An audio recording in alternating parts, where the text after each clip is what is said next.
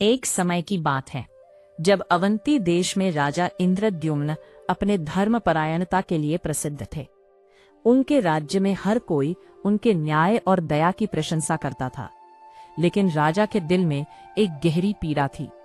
उन्होंने हमेशा खुद से पूछा, मैं भगवान को जानता हूं, लेकिन मैंने उन्हें देखा नहीं। ये प्रश्न उनकी आत्मा को छिद्रित करता रहा। राजा ने सुना था कि नीलाचल पर्वत पर नीलमाधव नामक भगवान स्वयं प्रकट होते हैं। उनकी इच्छा थी कि वे एक बार भगवान के दर्शन करें। इस तृष्णा को मिटाने के लिए राजा ने ब्राह्मण विद्यापति को भेजा, जो उन नीलमाधव के पास जाकर उन्हें लाने में मदद कर सके। विद्यापति नीलाचल के वन में पहुंचे, जहां सबरा जनजाति के प्रमुख विश्ववसु निवास करते थे।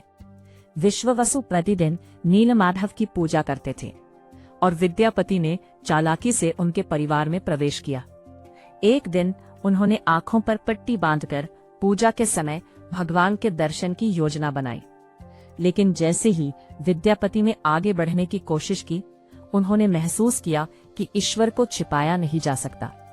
राजा जब अपनी सेना के साथ वहां पहुंचे तो नीलमाधव अंतर्धान हो चुके थे। राजा टूट गए और उनकी आंखों में आंसू आ गए। उन्होंने भगवान से कहा, हे प्रभु, क्या मेरा अपराध इतना बड़ा था?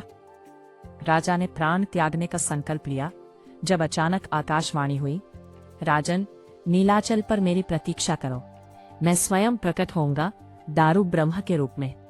समुद्र से एक दिव्य लकड़ी निकली जिस पर शंख, चक्र, गदा और पद्म उकेरे हुए थे।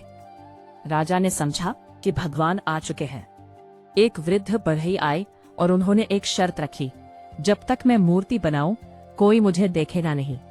राजा ने सहमति दी, लेकिन रानी की अधीरता ने दरवाजा खोलवाया और वृद्ध अंतर्धान हो गया। मूर्तियां अधूरी रह गई। राजा व्याकुल हुए जब पुनः आकाशवाणी हुई, राजन, यही मेरा स्वरूप है, अधूरा नहीं, अहंकार रहित पूर्णता।